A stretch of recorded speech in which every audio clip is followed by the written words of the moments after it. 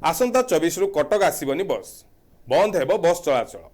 कटक को आसब ना कौन घरोई बस। मुख्यमंत्री बस सेवा को विरोध कर राज्य घरोई बस मालिक संघ निष्पत्ति नहीं। 23 तारिख सुधा पंचायत रु जिला सदर महकुमा को मुख्यमंत्री बस चलाचल बंद करने को चेतावनी देछि। राज्य घरोई बस मालिक संघर जरूरी बैठक में यह निष्पत्ति लक्ष्मी बस केवल चलो पंचायत रु ब्लॉक एवं से अनुसार 3 वर्ष है चलुची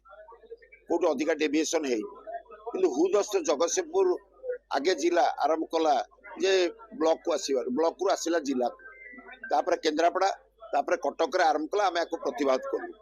एवं यही प्रतिवाद बर्तमान एत जोर है समस्ते बंद कर सारे कि एपर्यंत सुधा जगतसिंहपुर बंद कर जगतसिंहपुर जेहेतु बंद करनी आम समस्ते आज निष्पत्ति ग्रहण कलु जदि ये 2-3 दिन भर निष्पत्ति न करती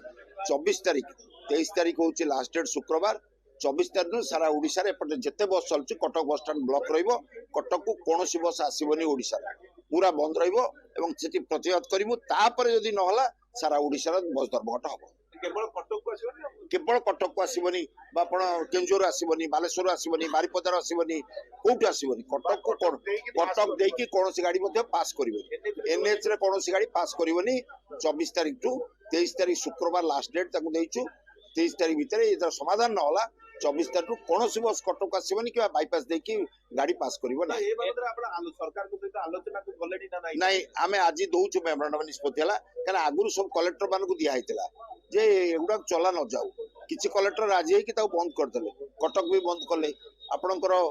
केन्द्रापड़ा बंद कले कि जगतसिंहपुर कलेक्टर मानिया राजी नुहे आज केन्दुझर कलेक्टर बैठक होची से चलेबेनी कहते एवं से अनुसार अनुगुल कलेक्टर साथ बैठक होची चलेबेनी आगे कलेक्टर लेवल आम चाहिए लोक मैंने हैरान न हो समाधान हो जो कलेक्टर मैंने आम कोअपरेट कले से बंद कर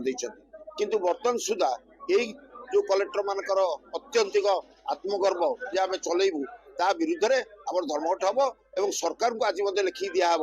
आप जो पॉलिसी डिसाइड होता जे प्रति पंचायत ब्लॉक को चलिए बोली से स्ट्रिक्ट करंतु ताकू नदेले इथे सिंगल मालिक बहुत और साधारण मालिक जन जन कर गाड़ी कर चलुंट तो ये बर्बाद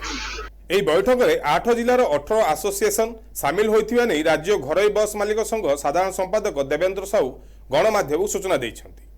कटकरू सत्यदीप करक रिपोर्ट एनटीवी।